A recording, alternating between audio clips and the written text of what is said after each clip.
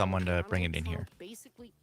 Or you can, after we get started, after I get into this, you can step out if you want and pick it up. We're Well, going to be just paying for this. At the get a quick same for me, time, we're please. taking Bring it in. cuts in healthcare, education, transportation, you name it, we're taking cuts. It's an absolute waste of money. Crime is down. It's a 30-year low in Washington, D.C. So instead of dissing that city and lying about what they've done, how about looking at how they've Right, we've got about 25 seconds.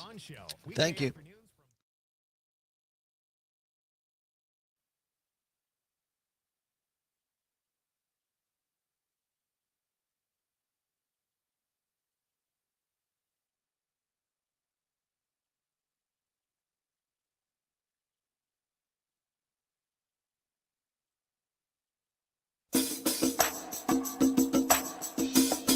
From the Civic Media World Headquarters in Madison, Wisconsin, it's the Todd Allbaugh Show.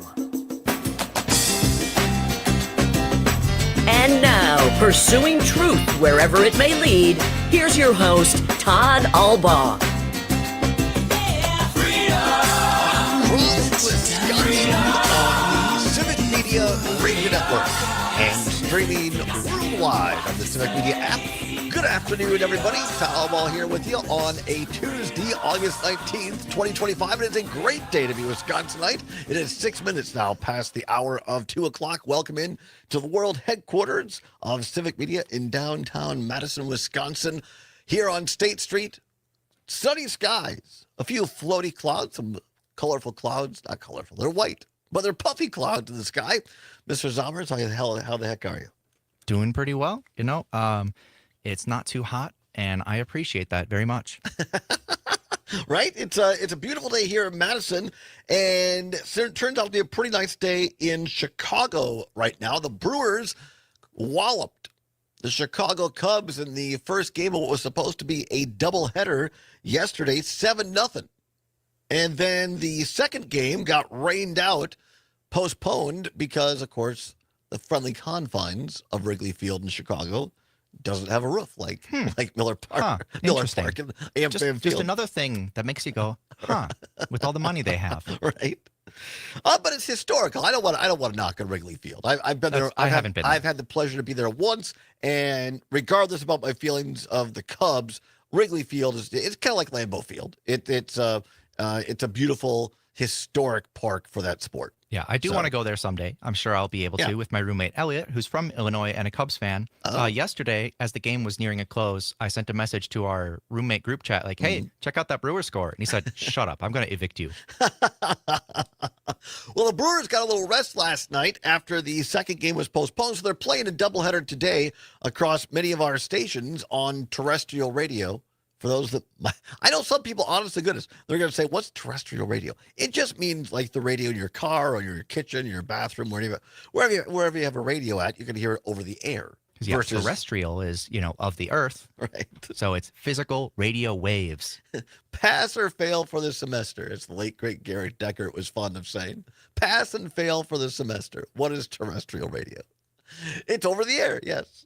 So you can hear the Brewers games amongst our stations, WRCE in Richland Center, WISS over at Oshkosh, WCQM up in Park Falls, and also WBZH, the Buzz of the North, up in Hayward, Wisconsin. So that's played out we're on the stream because you can't stream the Brewers because other people have the rights to that. Right now, I can tell you the first game of the doubleheader today in Chicago. The Brewers are the Brewers are down. Chicago is up 2-0 over the Brewers in the top of the third. So I was preparing for the show, so I wasn't watching, but not sure what happened. But the Cubs are off to a 2-0 lead in the top of the third, but that's nothing for the Brewers. That's nothing. So we'll keep updating you as the show progresses here. The Brewers up 9 games over the Cubs for the Central Division lead going into this afternoon's game. So we shall see about that coming up in hour number 2. What's worse for you today? A little fermentation going on, sauerkraut or cilantro. And I know people have very specific feelings about that. Yeah, both of them are, foods that generate very strong opinions. Yeah, absolutely. And other current events, news, sports, fun, And your calls, 855-752-4842, 855-752-4842. Modeling my Just a Bit Outside t-shirt today from our friends Kelly Call and Sean Hanish, producers and director, respectively, of the movie. By the way, Sean Hanish going to be on our friend Pete Schwaba's show tonight, starting at 6 o'clock, 6 until 8. Schwaba, Nightlight, and Sean Hanish talking about, I think Pete's going to ask him, hey, do you think this movie that you guys made, Just a Bit Outside, sparked the big Brewers, 14-game historic winning streak? That is what they're planning on talking about. And other things as well. Here, And, Zomer, as you talk for the people watching on the air, I'm going to do my best Price is Right modeling here. I'll show you the back of this shirt. It has the movie poster. It does. And it has, thank you for moving out of the way of the mic. That works. You can see a mug of beer, a frosty mug. You can see a brat with mustard on it. You can see some chewing tobacco, some cigars, a baseball. Very greasy looking in the best way, in a very positive manner. I'm not greasy looking. No, the graphic, not Yeah. the shirt, the graphic on the It's shirt. very authentic. I love it. I love the graphics. It's basically the movie poster that they put on Yeah. shirts, and Kelly and Sean were kind enough to send us those. So thank you guys. Fun note for tonight's show. Yesterday, Pete mentioned this on his show. When he contacted Sean about, hey, you want to come on the show and talk about whether or not this movie is influencing the win streak? Sean said, you are not the first person to reach out about that, but you are the first Cubs fan to reach out about Whoa, that. really? All right, very good. Yeah, Pete or Schwaba, is a Cubbies fan. So it's nice that he's having Sean on to talk about the Brewers. So that'll be great. Tune in. I know I'll be listening tonight. Nightlight with too. Pete Schwaba. And what does he say? The lovable Conrad. Yeah, as the well. lovable Conrad. On Nightlight tonight from 6 until 8. Should be a great show. All right. So I want to get to this today. A sports edition here, a little bit of sports, but also news. And we've tried in this program. Thank you, Summers, bringing me the latest news from right in my hot little hands here. We've tried to bring some attention to mental health awareness on this program. And other shows on Civic Media have done the same. We had Kelly Meyerhofer of the Journal Sentinel on here not too long ago, and she had a great article on the death of a former University of Wisconsin runner in the track and cross-country program, who, Sarah Schulze is her name, and she died by suicide. Really touching, heartbreaking story, important story, great work by Kelly Meyerhofer at the Journal Sentinel. And now a couple of days ago, we had news, and it was reported several places. The story I'm using here, again, from the Journal Sentinel, from Mark Stewart. Headline, 5 former Wisconsin women's basketball players file lawsuit against former coach Marissa Mosley. Regular listeners of this program will know I'm a huge Cardinal and White Wisconsin Badger fan. Always have been. I think there was a little bit of, I just didn't have the academic grades to go to UW-Madison, which was my dream school. And so I lived vicariously through others. Big Badger band fan, Badger football, Badger basketball, Badger hockey, men's and women's. It's just, I believe, because I think it just epitomizes the Wisconsin idea. And I'm so proud of this great university that we have. And I think that the athletic program has helped raise funds for the academic programs, brought awareness. I think that's the thing that goes unnoticed, is people say, it's all about sports athletics. What I think we have to recognize is what I've learned, and I learned this from my time at the Capitol when my former boss, Dale Schultz, was majority leader. And Barry Alvarez, then athletic director and football coach, came in and talked to Dale several times about funding, why is this important, what they're doing, got to know some of the people in the athletic program. And what you realize when you talk to university officials at UW-Madison, what you find out is that, like everything, they run statistics on stuff. And what they found is when the Badgers football team played in Rose Bowls, when the Badger basketball team, men's team, got to Elite Eights and Final Fours, when Badger women's hockey won national championships, when Badger men's hockey won national championships, guess what? The interest at UWMadison.com and the socials, the interest for people to come there academically rises. It brings awareness. And also, it brings awareness for grant programs and other academic things. So the athletic department is a great PR marketing tool for the university as a whole. And the other thing that people don't know is that, or don't understand, is that once the football program got to where it did under Alvarez, and once the basketball program got to where it was under Bo Ryan, and at times where the men's hockey program has been, those are your three largest revenue givers. And a portion of that revenue, once it gets to a certain level, goes to the general fund of the university. So I'm a huge fan. And not to say there haven't been problems over the years, but I'm a huge fan. But I would be doing a disservice, and by the way, my two godsons are graduates of the University of Wisconsin-Madison, proud graduate Badgers, and others that I know. But I would be doing a disservice to myself and most of all to our listeners if I didn't also acknowledge and talk about what ain't going well. And there seems to be an ongoing problem now in the athletic department, particularly under women's sports, about mental health and the recognition of this. Now, you might have remembered earlier this summer, our old friend Kristen Bry, who works for, amongst other things, very talented person, writes for the Milwaukee Journal-Sentinel. She's been doing this fireside chat series around the state. And she was here in Madison, and she had former University of Wisconsin Badger football star Monte Ball here in Madison for an evening. Very powerful. And Monte Ball, star running back for Wisconsin, got drafted to the NFL by the Denver Broncos, his childhood favorite team. And it was going through addiction issues, even while at UW. And kind of lost it all, so to speak. Now has been sober a number of years, really doing great, helping others.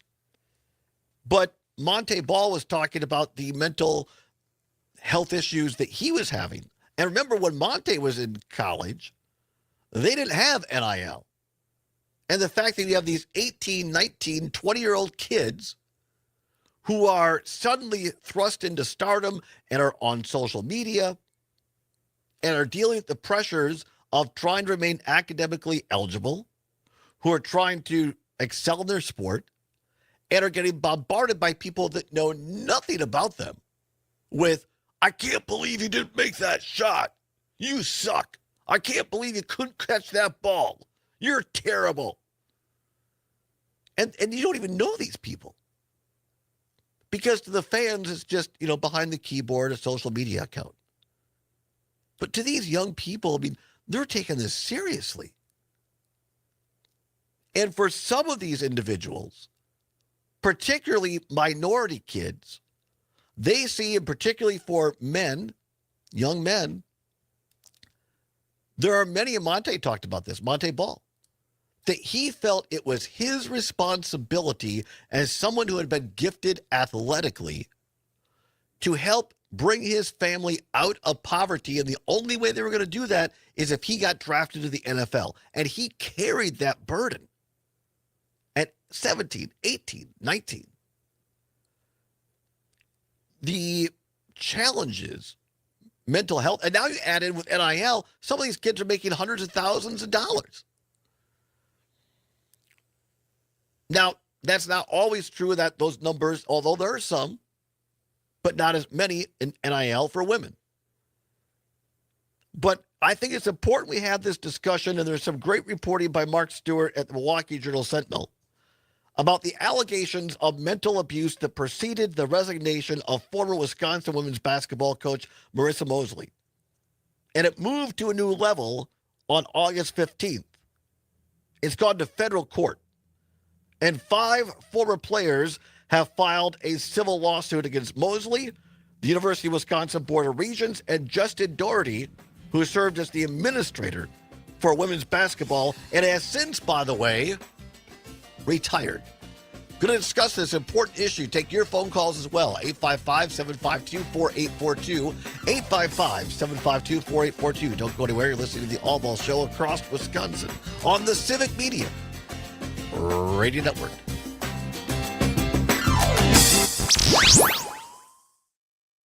Madison. Real news and great conversation. 92.7 WMTX. Do you know what that text is referring to? Social Club, a perfect blend of cool, casual dining, indoor golf, Kind of, sort space of. for events, Yeah. craft cocktails, Obviously and not anything to non-alcoholic talk drinks, about, too. but A I'll have hidden to gem on Google later, Madison's I guess. East Side. Line Shot Social Club, open to everyone. LineShotSocialClub.com. Because I do not.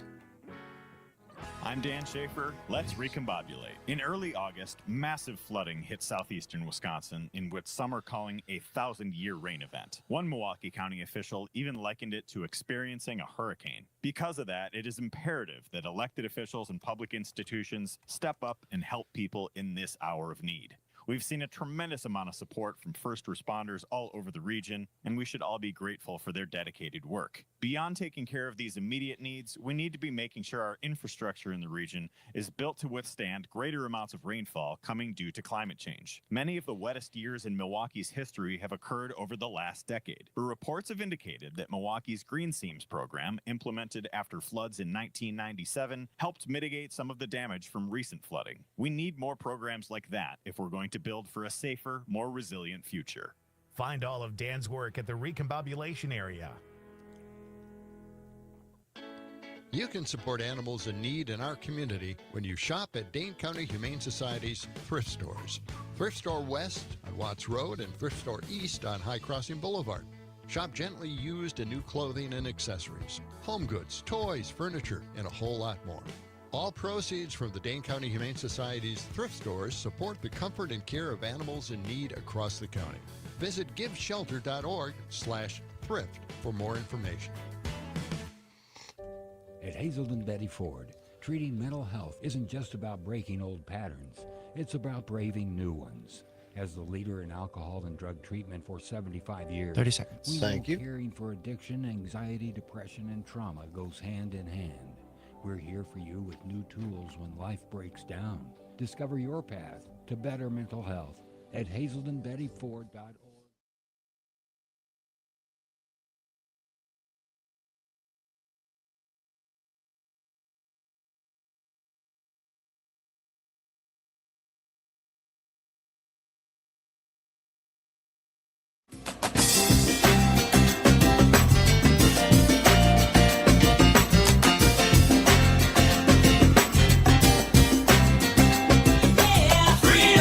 Pursuing truth wherever it may lead and having fun doing it. Welcome back to the Todd Allbaugh Show on the Civic Media Radio Network. 22 now past the hour of 2 o'clock. Glad to have you along. Zommers on the board. Can tell you the Brewers game going on right now down in Chicago, Wrigley Field. A little damage has been done. Yelly got a solo homer. And so now it's 5-1 Cubbies. Cubs over the Brewers right now. I believe they're in the top of the fourth. 5-1 Cubs right now in the first of what will be a doubleheader on some of our stations across the Civic Media Radio Network. We'll keep you updated. Talking about, and again, Terry Barr from our own Terry Barr from Civic Media here and co-host of Max Inc. Radio, amongst many of her great duties here at Civic Media. Saying very important topic, Todd. Thanks for tackling it. Well, Terry, thank you. I appreciate it, but I'm not here to say I know all the answers. But I think it's important that we bring awareness to this, particularly as we're coming up on, as they call it now, week 0 of college football. There's going to be a couple of games that go on this Saturday. Badgers start their season on August 28th. And also high school football and high school fall sports season starts. And what I find disturbing is that now this attitude that some people, I'm going to call them bad fans, in my opinion, take towards college sports, that's now being taken down to high school.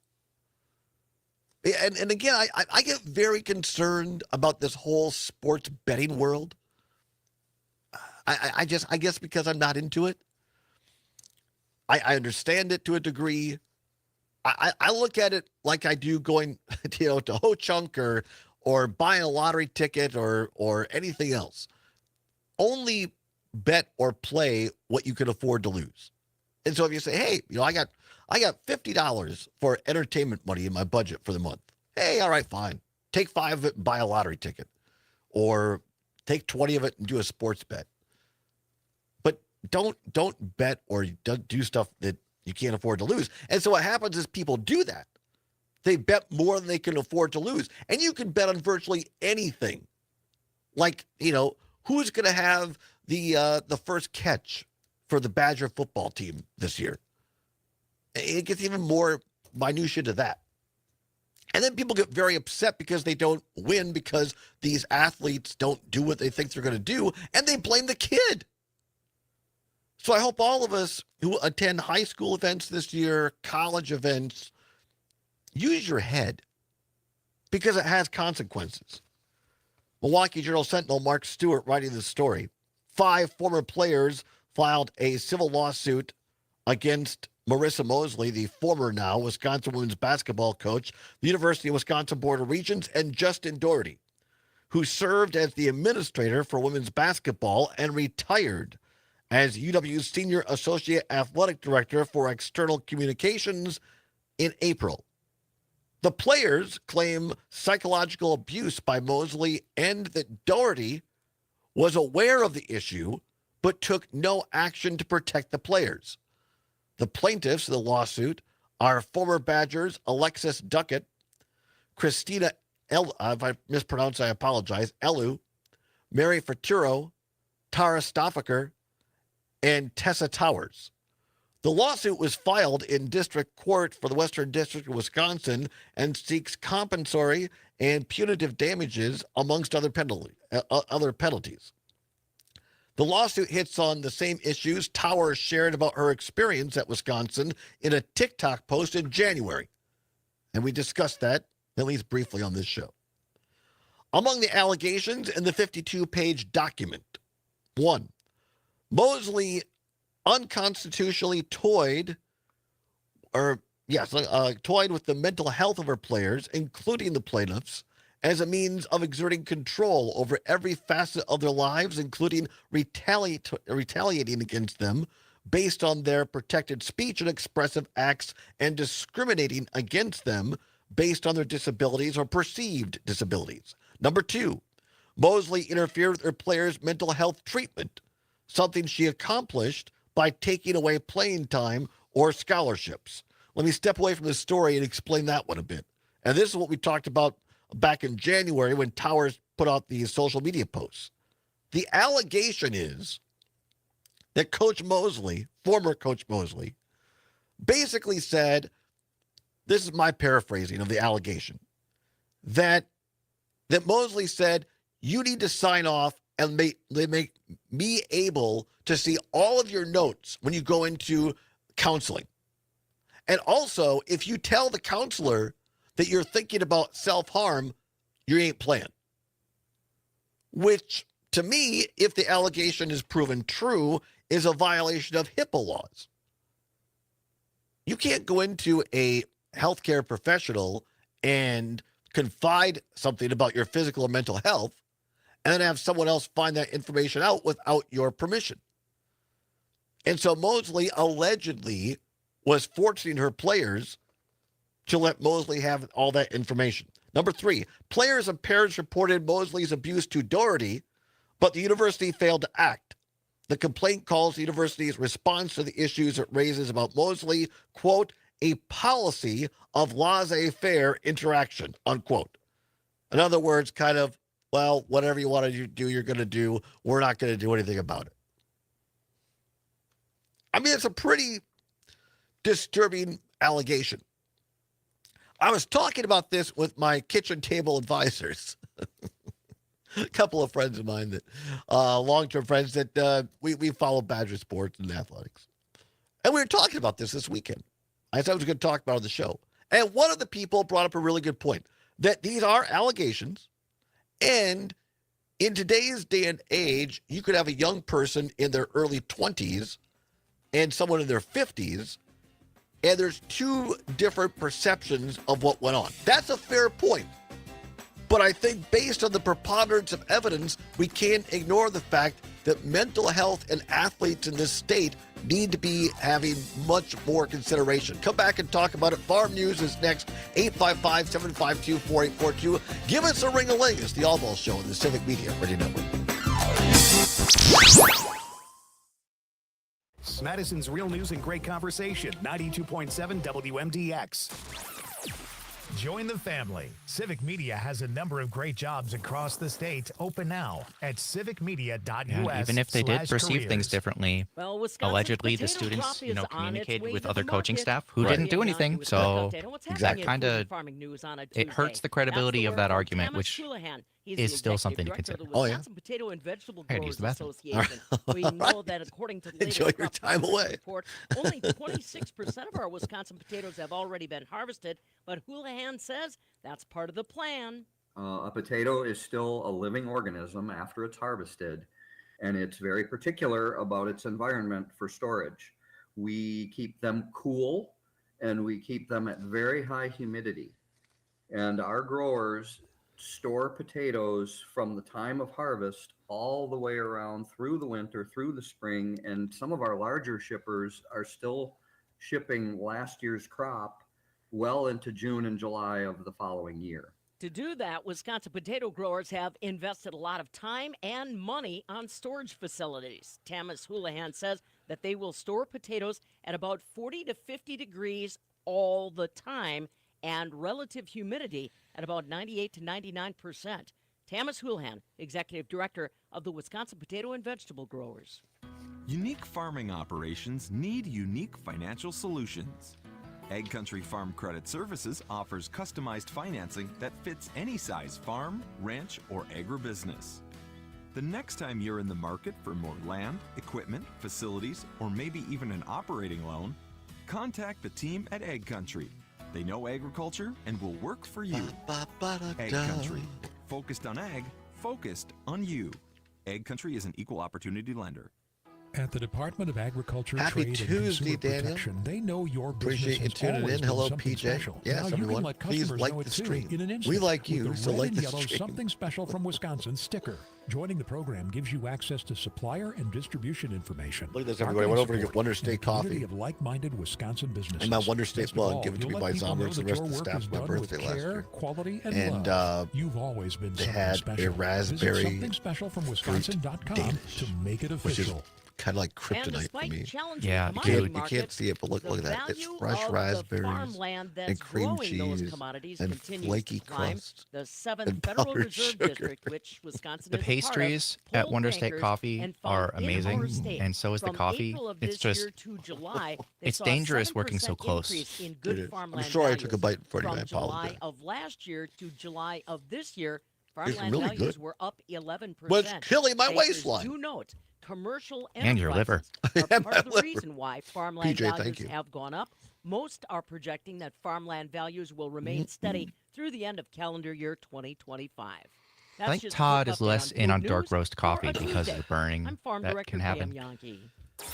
Thank you, Rebuilding Heather. and Yeah. refreshing local Yeah, radio, PJ, one that's a whole station at nother, a time. This Civic Media radio station is proud to be a whole part of your other community. conversation. Learn more at civicmedia.us. I think there's some coffee that's naturally sunshine today. Mild high quote temperatures unquote in the darker, upper 70s. but yeah, Some patchy fog like building in if it's again dark tonight, roasted, lingering through tomorrow not my morning, vibe. and then partly sunny. highs Tony 80. says they have a Some Wonder high State pressure in system stays Bayfield, in I place think, for midweek. about this show every time I see it. Yes, have you Thursday, been to that, too. Tony? I'm meteorologist I would love to Brittany do a Ravai. show It's from 77 Wonder State in degrees in our Bayfield. studios. Hey, Gordy, Wonder did State you has know not Dane paid County us Humane Society to is say calling on anything, the community just like Wonder to State. find new homes for every available animal Just as for part of clarification. the nationwide Clear the Shelters adoption campaign Always gonna running be through clarified. August. I did, John. I also heard to encourage adoptions, Dane County Humane Society will offer reduced adoption fees for a different animal group each week, leading up to a special adoption finale event on Saturday, August 23rd. Well, that's great. Animal shelters across the country, including here in Dane County, Tony are has not facing been there. unprecidented challenges. Not With yet. slower All right, adoptions, very good. high intake of strays and surrendered pets, and limited resources, shelters are working harder than ever to care for these animals. DCHS is proud to serve thousands of animals each year, not just through adoption, but also by reuniting lost pets 30 with their seconds. families Thank you. and offering safety net programs.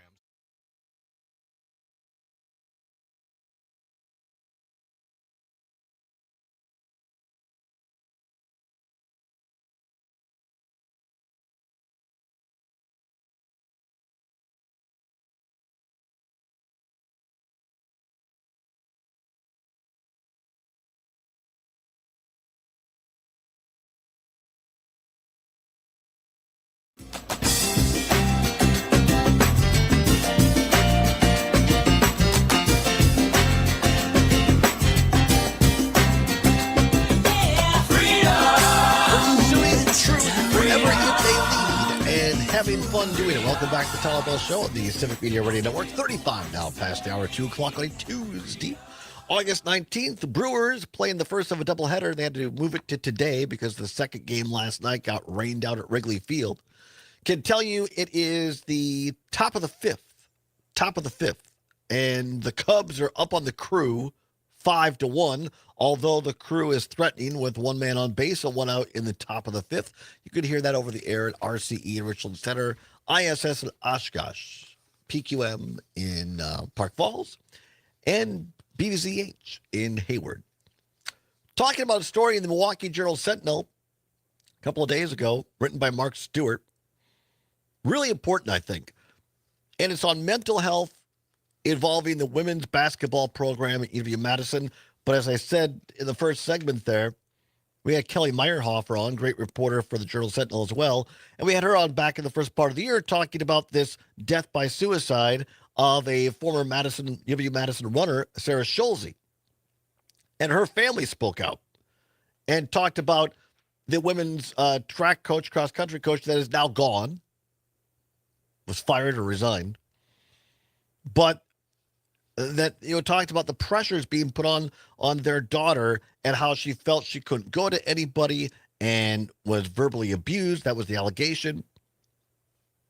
And there were other things going on in Schulze's life, which her family talks about, a relationship that didn't go well, but she felt that she really had no support at the athletic program and she couldn't talk to anybody.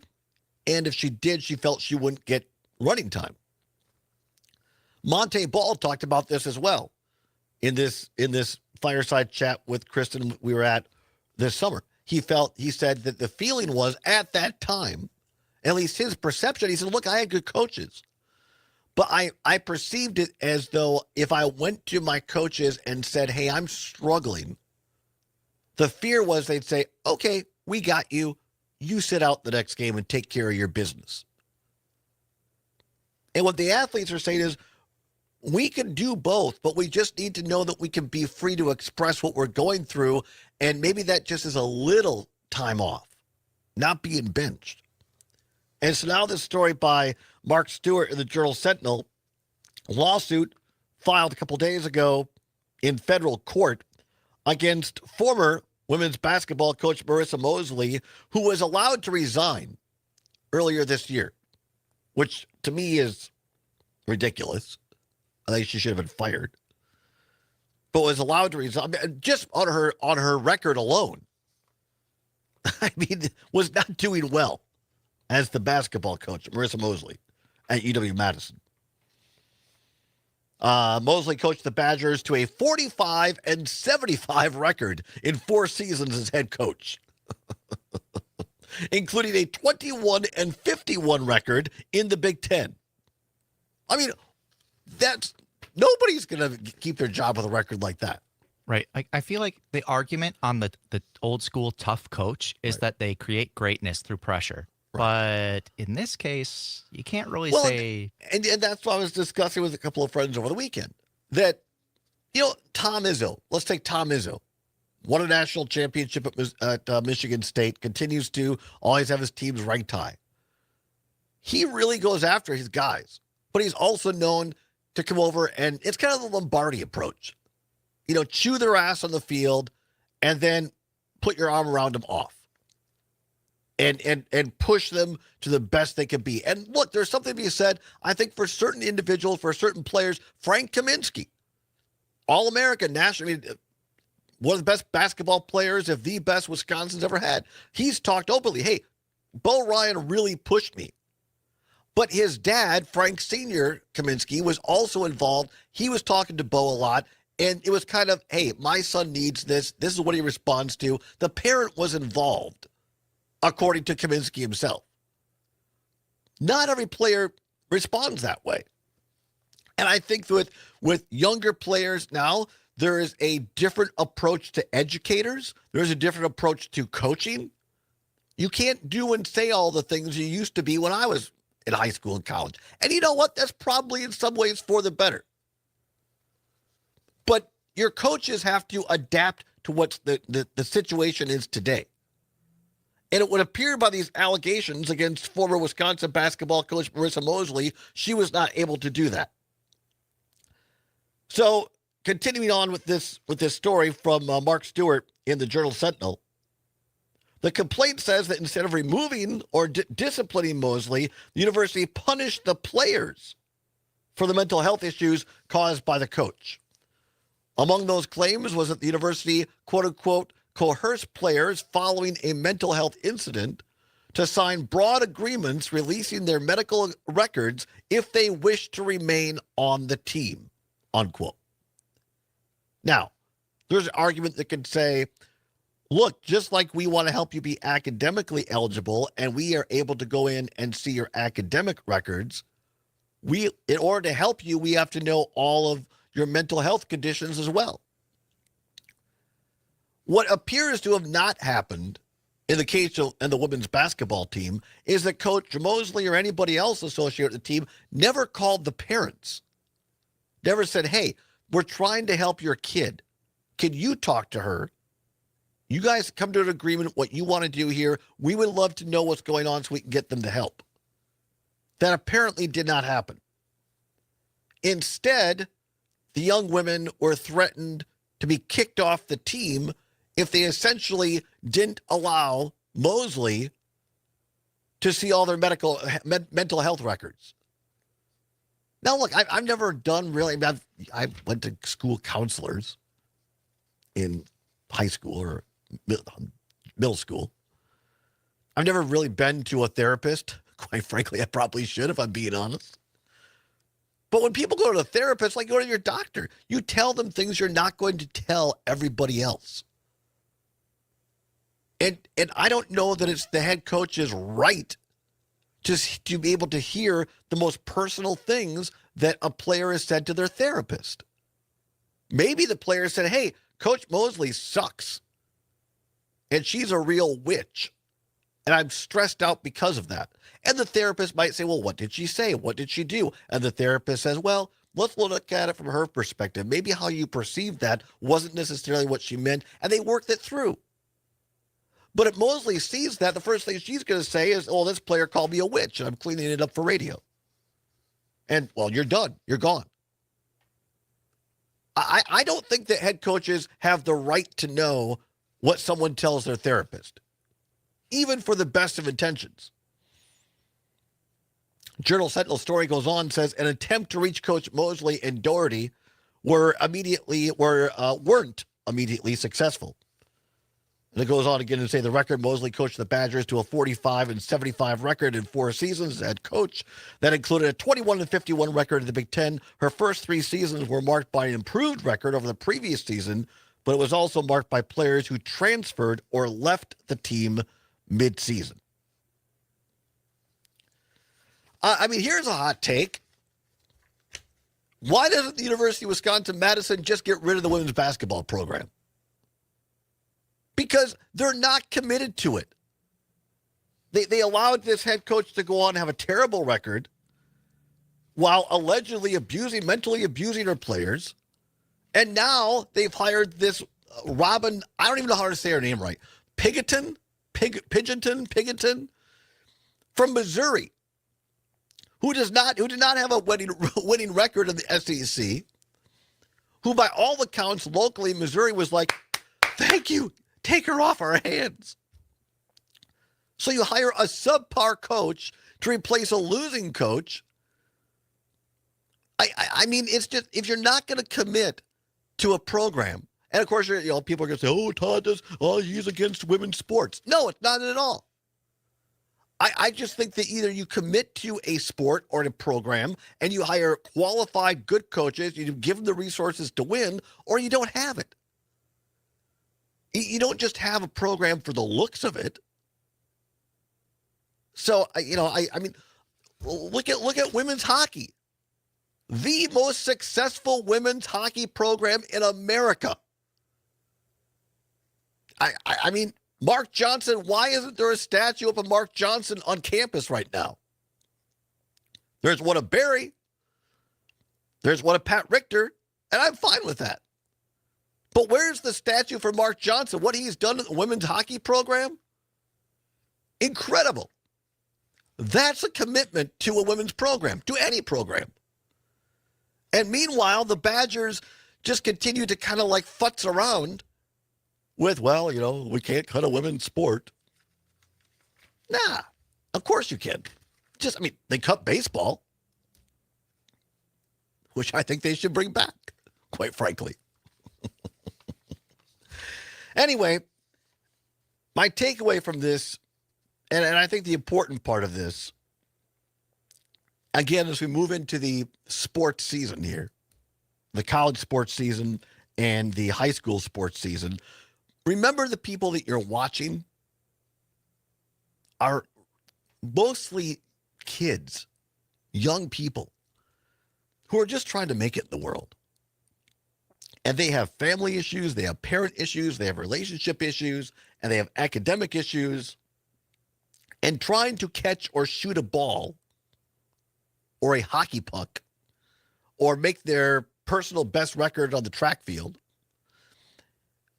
that's not their entire life. Just like most of us who might have a hobby, it's not our entire life. Just like our jobs we go to every day, we are more than what we do for 2 hours a day on the radio. And I hope all of us take that attitude into this sports season and don't send out mean tweets. Don't at, as they say, don't at these young athletes. Unless you're going to say, hey, good job, hang in there, whatever. Send them positive vibes.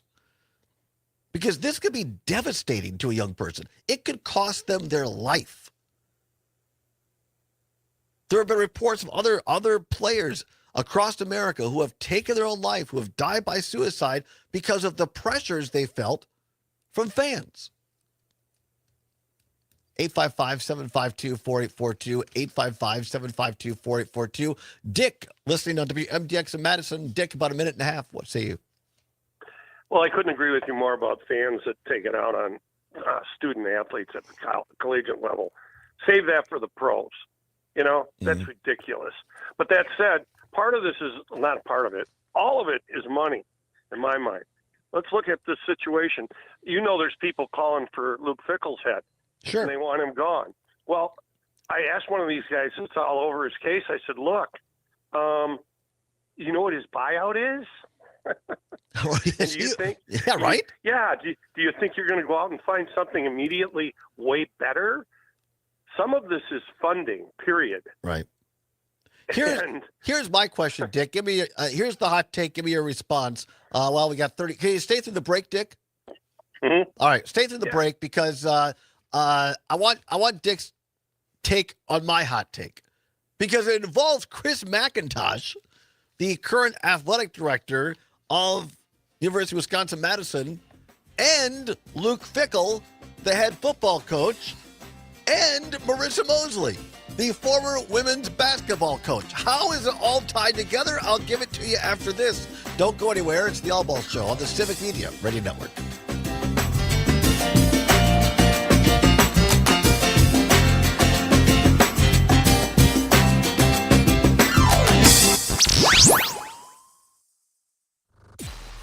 Connecting audiences, How's that powering for a brands. tease? This is Civic Media.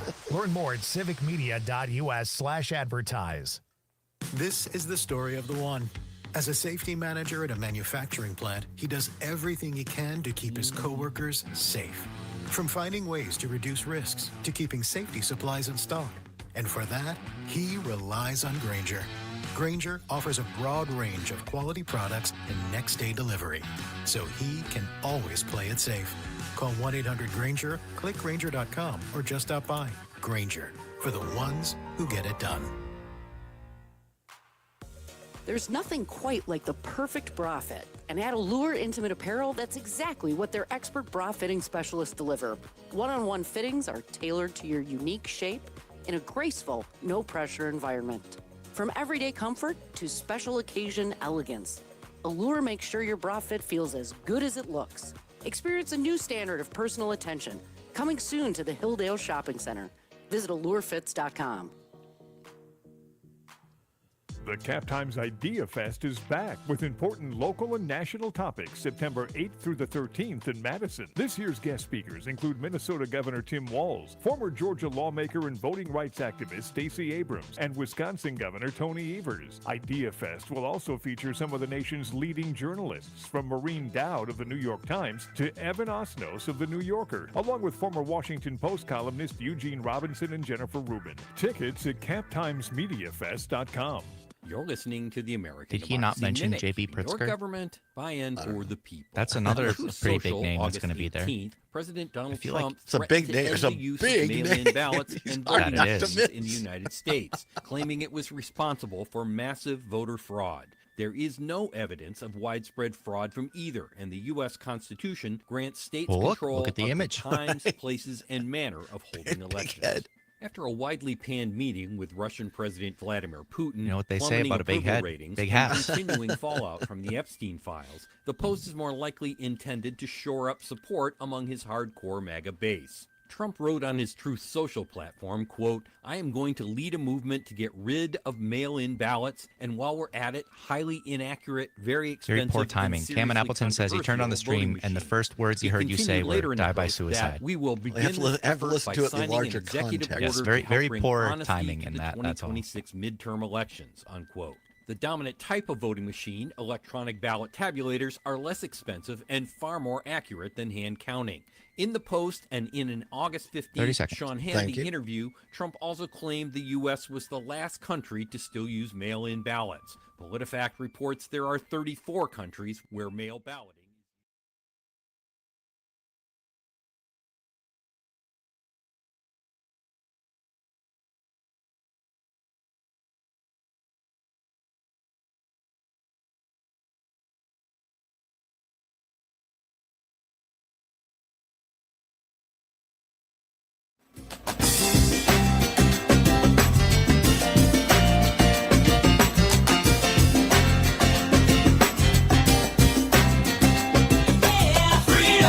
Welcome back to the Telephone Show of the Civic Media Radio Network. Now 8 before the hour of 3 o'clock, the top of the hour, ABC or CBS News, depending upon which station you're listening to. A little weather update for a weather team. And then Mike Clemens, the great Mike Clemens, in with our sports report. Right now, I can tell you in the top of the 6th, the Cubs are still ahead. 5-2 now.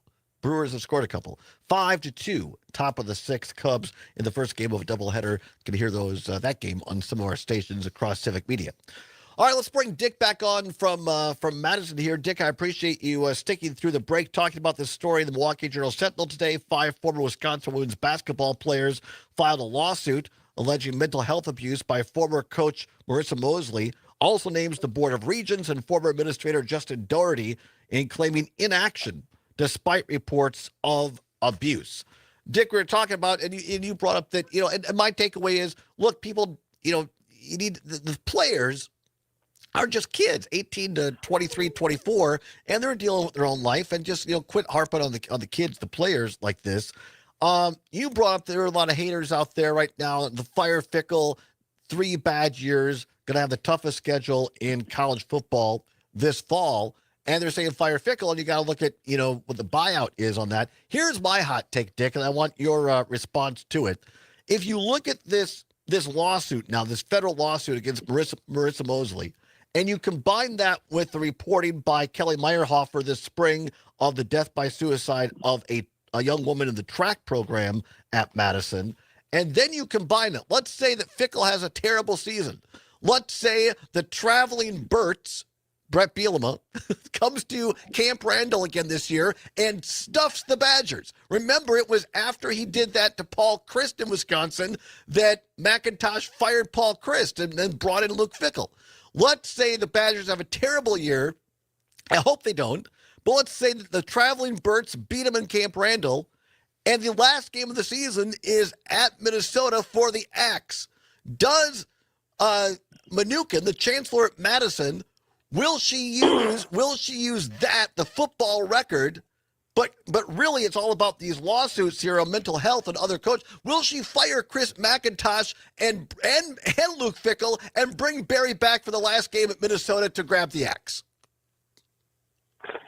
Wow. I don't know. But How's that for a hot take? That is, I can tell you this. I am, just because of the way he went about the hiring of two of people you mentioned, I'm not the hugest fan of McIntosh. But, I mean, it's just, to me, this whole situation, and you know as well as I do too, people are always calling for Greg Gard. You know, that's ridiculous. ridiculous. You remember what it is totally ridiculous based on this. I honestly believe with the way things are set up now, you're lucky if you got 25 teams at the Division I level that really have a legitimate shot at a national championship, be it football or basketball. Sure. And just to be in the hunt and to actually go to the, I'm happy with that after all those horrible years. Right. I mean, think back to the fateful 5,000 at the field house. Give me a break. But I mean, don't you really want to go back to that? Somebody's going to have to take the fall of the athletic department if these allegations and depositions in court, if they prove out to be true. Don't you think? Yeah. Somebody's got to take a fall for this. And my finger points to, I mean, if I'm Mnuchin, the chancellor, I got to go to Chris McIntosh. Yep. I kind of agree with that. But then where do you go, right? Who do you bring in then? Let's just hope that all of the above starts going the right way. Right. Well, I'm for that. I'm 100% for that. I hope. Get more of a homer than I am, but me too. That I hope at the end of the season people call in and rail on me and said, Todd, you didn't think the Badger football team was going to win 5 games and they're going to whatever bowl. I hope that happens. I do too. Well, I do too. Always appreciate. I mean, me too. Right, I get it. Thanks, Dick. I appreciate the call as always. Thanks for listening. 855-752-4842. 855-752-4842. But Dick is right. As the late, great Jack O'Neill at UW-Platteville used to say, it all comes down to the dollar sign. And I think that is a lot to do, or I shouldn't say that.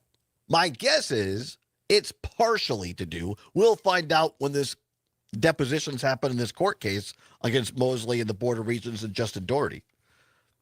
I mean, the coaches are under a tremendous pressure to win because of the money, right? And so they're, but the big but here, the star asterisk is, I think you have to have coaches that can balance the pressure they're under to win, to butts in the seats for money, and the physical and mental health and well-being of the young people they're coaching. There has to be, you have to have coaches that understand that and respect that and can do it. And I think there's no better example than that than Greg Gard. Remember the uproar a few years ago when there were all these allegations against Gard that he was being hard on the players and terrible team meetings? It turned out to be Alondo Tucker. Remember that? The guy, the former player that Gard brought in as assistant coach, and Tucker was ginning all this up because he wanted to take Gard's place. So that all came out in the wash. And Gard, to his credit, brought people like Greg Steemsma, who had his own mental health issues as a Badger, to coach and to mentor his players and to say, we're going to have a program that's going to focus or at least acknowledge in a healthy way our players' mental health and to feel comfortable in talking about this without retaliation. And Greg Gard does not get enough kudos for that and enough recognition for that. And I think Mark Johnson, same way, the women's hockey program, by all accounts, very understanding, very healthy, very supportive coach. So we'll continue to follow this as it goes along in this federal court case. As I said, these are allegations. They will prove out in depositions and in the courts. Come on back. Hour 2 is straight ahead. What's worse? Lighten things up a little bit. Sauerkraut or cilantro? Your phone calls and fun. Don't go anywhere. It's the Allbaugh Show for a Tuesday. Right now, Brewers scored another run, 5-3. Cubs, top of the 6th. Come on back. This is 92.7 WMDX Columbus, Madison's home for real news and great conversation. A civic media station. ABC News, I'm Michelle Franzen. On the heels of the summit in Alaska between President Trump and Russia's Vladimir Putin and the president's White House talks with Ukrainian President Zelensky and European leaders on a peace plan, Russia carried out fresh attacks in Ukraine. ABC's Ian Pannell is in Kyiv. 270 drones and 10 missiles fired overnight and this morning, hitting 16 different towns and cities across the country. Here, smoke billowing over the Ukrainian city of Kremenchuk today. The city's mayor reporting dozens of explosions, with Russia again targeting energy and transport facilities. The White House says it's reviewing the ceasefire proposal that Hamas agreed to, outlined by Qatar and Egypt. Israel's prime minister now demanding all remaining hostages be released at once. Wouldn't that be John Deere something is if he came slashing back for one more game 238 and won jobs the from axe? facilities in Illinois and Iowa. The farming equipment maker blaming the sluggish ad economy, leading to fewer orders.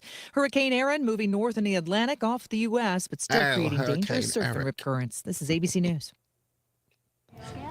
As Wisconsin is saying the word bag instead of bag. This is the Civic Media Radio Network. I used to say bag like a real Wisconsinite. Now I say bag. Really? What made you change? For 92.7 WMDX What? News, No, I'm Savannah Olson. It's The not Madison really Clerk's bullying. office will have to but, adhere to the joking ordered bullying. as a result of the investigation into in college, November's one of my friends from uncounted ballots. Colorado, anytime I would talk, voters' it'd be like absentee bag, ballots went flag, uncounted in the dragon. fall when then And I'm like, Mary Beth dude, Witzel-Bell I stopped reportedly saying it like baked that hundreds so of you would stop holiday bothering me. The Wisconsin Elections Commission investigated for 6 months and talked to more than a dozen people under sworn deposition. The commission says the ballots went uncounted because of multiple errors and a, quote, complete lack of leadership. Brewers, end 2 quote. on. Then the bipartisan commission 2 moved out. on to Top of the sixth, recommendations and Council. requirements. Oh, here comes so Sal. now the commission Sal gave the Fraley Madison coming Clerk's to bat. office new We have a tasks what's worse in future text already elections. from Curtin Walker. That so that's includes pretty good. updating So- absentee ballot processes so they don't get lost, not printing poll books until the Thursday before an I got a election couple of at the very sauerkraut songs to earliest, choose from, too. writing out which Oh, very staffer good. is responsible for tasks that are required by So, state law, I'll and give doing you a a full choice 'cause inspection there's two. after an election All right. and And I before know the we'll Board use of one. I don't know Canvassers that I'll get to certifies use the both. results. All right. After So there's Witzel-Bell's one that is suspension a and German then polka resignation, about City Attorney sauerkraut. Mike Haas was appointed as And then interim there's a clerk. Herb He Alpert was and once the Tijuana Brass administrator of the tune called Wisconsin Tijuana Elections Sauerkraut. Commission. He pushed back It's a against hard these decision. requirements, Which do you saying like Madison has They're already just different. implemented one's, changes to you know, prevent the classic uncounted ballots Herb in the Alpert brass future, sound. and The those other's a measures polka. worked as evidenced by the election in in the German or spring. English? It is He in also German. said the commission But is you can going very too clearly far by recognize forcing him Madison saying to do sauerkraut. specific things, but not other communities. Commissioner Don Millis. We're not imposing that on every community. We're imposing it on Madison because they're the ones who. Well, didn't let's come count in. the ballots. Let's do At some point, the city comes the back to German us and one. says, "Look, at Okay. we've instituted." Now keep the other one keep around. the other one around because we think might that go to we it. Can We just might. confidently make sure that all ballots are counted. I'd be more than happy to say, "Okay, we'll lift the order." We'll get to The this commission voted later. but 5 to wow. 1 to adopt the new recommendations for the city clerk's office, which will take effect in the next election. I'm Savannah Tomei. One year for a white elephant 92.7 Christmas thing in band in high school. Someone brought in a jar of A pickled pig's doubleheader feet. at Wrigley Field. Hi, I'm Mike And, Clemens with sports, baseball. The Brewers and Cubs scheduled the, to play 2 the jar games stayed in again the band room today. for a That's while. because they got rained out last night in Chicago. someone the tried Brewers to eat winning one. game Oh, 1 really? Did yesterday, not go so 7-0, Yikes. thanks to home runs by Bryce Terang It was still and Caleb technically Durbin. Have the good. Brewers made a No, it statement? wasn't Cubs expired. manager Craig Counsell. Yeah, I mean, I think just the didn't really message wanna eat a sent pickled really pig's foot. is that, look, there's a big gap. They're ahead of us by a lot. It's a talented team on and off the field. It's a talented team, but there's a big gap, and we got room to make up. There's no question about it. Frankly, that makes it daunting. They've been good, man. The Brewers now lead the Cubs by 9 games. NFL, despite heavy rains in Green Bay, the Packers held practice, and even though he had thumb surgery a week ago today, Jordan Love was at practice, at least for the first half. He's doing his job, man. He's doing exactly what he's supposed to do, and being there for the team when he can, taking his mental reps if he's not on the field, and while he is on the field, doing what he's been doing. That's Packers receiver Romeo Doubs. With sports, I'm Mike Clemens. As Wisconsin is cheering on the Brew Crew. This is the Civic Media Radio Network. More clouds than sunshine today. Mild high temperatures in the upper 70s. We'll see patchy fog building in again tonight, lingering through tomorrow morning, and then partly sunny, highs flirting with 80. As a high pressure system stays in place for midweek, we push repeat for Thursday too. I'm meteorologist Brittany Merlot. Right now, 78 degrees. Doctors Without Borders is delivering life-saving medical care 5 where it's to needed most 4. in communities around the world. Cubs over the From Brewers. bandaging war-wounded patients in Sudan to providing clean drinking water in Haiti, we're in more than 70 countries worldwide, bringing patients from sick to recovering, from emergency to aid, from crisis to care. This life-saving Sal care is gets made the hit. possible by a global movement of supporters like you. Thank you. Where working people come to talk. It's The Rick Smith Show, weeknights at 9 on the Civic Media Radio Network. Join me for an honest approach to the issues American working families care about. No talking Well, because points, he no most of his focus comment. groups. The rest Get ready should come for up. a Usually healthy dose easy. of democracy. Yeah, that's the There big is thing about grit college and sports. no You apology. got about 30 It's seconds. current I'll let you know. affairs I guess from we'll a see if working the other class half comes labor up. perspective. Usually, I Facts feel are like center, when you have a science long is comment real, on and Facebook, everyone it gets ends a up seat at showing the up in table. two parts. The Rick It just Smith might Show, take a minute. weeknights at 9 on the Civic Media Radio Network.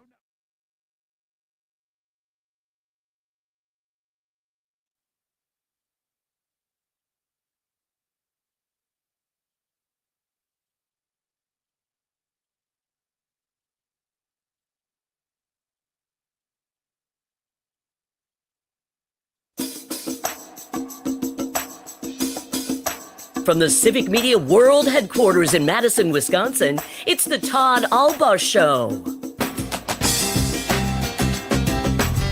And now, pursuing truth wherever it may lead, here's your host, Todd Allbaugh. Across Wisconsin on the Civic Media Radio Network and streaming worldwide on the Civic Media app. Good afternoon, everybody. Todd Allbaugh along Mr. Aaron Zommers on the board. It's 6 minutes past the hour of 3 o'clock. Welcome into hour number 2 of the big program. It is Tuesday, August 19th, 2025. It is a great day to be a Wisconsinite. Welcome in to the world headquarters of Civic Media in downtown Madison on State Street. Sunny skies, but some clouds, some high clouds here and there. Things are starting to dry out after a rainy spell, to say the least. Can tell you that it continues to be sunny, or at least not rain, in Chicago. Sal Frelick got a big base hit, drove in another run, and now the Cubs lead is down to 1. Cubs 5, Brewers 4, I believe now going into the 7th inning. So how about that? We'll continue to follow that. Brewers right now in the first game of a doubleheader in Chicago this afternoon after their second game yesterday got rained out. So good for the Brew Crew. Terry Barr watching says the woodpeckers are pecking away. Hashtag Brewers. That's what Pat Murphy has been calling the Brewers. Bunch of woodpeckers, because they just keep, it's not always the big home run. They just keep getting a base hit here, a steal there, keep pecking away. So good for the Brew Crew. Have my Just a Bit Outside t-shirt on today from the story, the 1982 Milwaukee Brewers. By the way, it's still available for free on Roku and the Roku channel. You can also rent it or stream it or buy it on Apple TV and Amazon Prime. Or Todd and I have the DVD. Or you can buy the DVD as well. If you like that physical media. As I do. So, by the way, we said this before the first hour. Tune into Pete Schwaba's show tonight, Nightlight, right here on Civic Media. Sean Hanisch, director and co-producer of Just a Bit Outside, is going to be Pete's guest. You will not want to miss it. As they discuss debate, was it the fact that Just a Bit Outside was the spark to the Brewers' big winning streak of 14 games this year so far, and the new attitude? Was it this film that did it? Hey, who's to say? Tune in tonight, Nightlight with Pete Schwaba from 6 until 8. Sean Hanisch is on the program. Want to get to a couple of serious stories here before what's worse.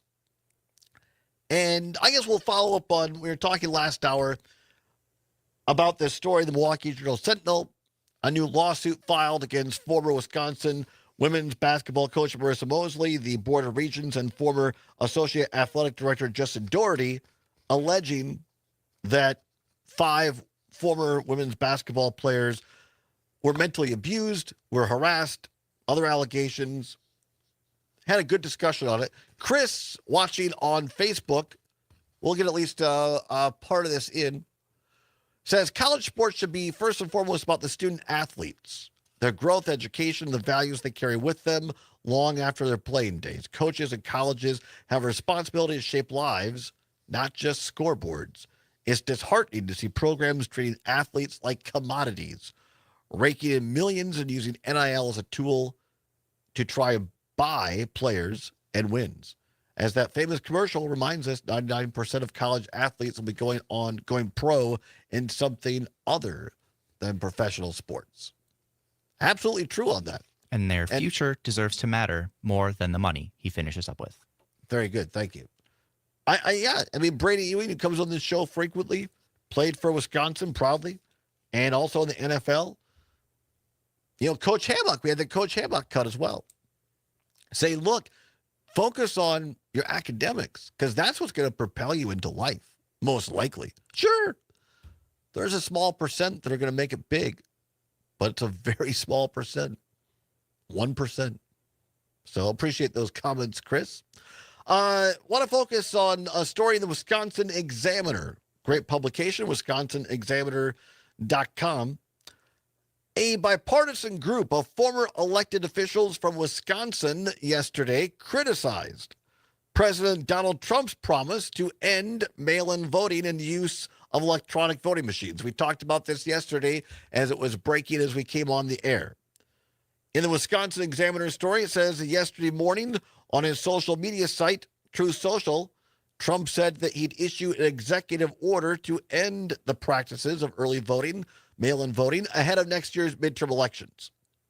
We talked about this. He said this in the Oval Office at the press gaggle, the press conference as well. Wanted to get rid of mail-in ballots. Back to the story, neither the president nor the federal government has the authority to manage election administration in this way. The law gives individual states broad power to decide how to run their own elections.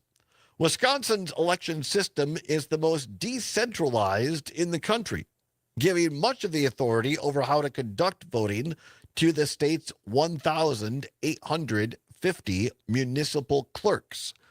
The state allows mail-in absentee voting without requiring voters to provide a reason, and the electronic voting machines approved for use in the state are incapable of connecting to the internet.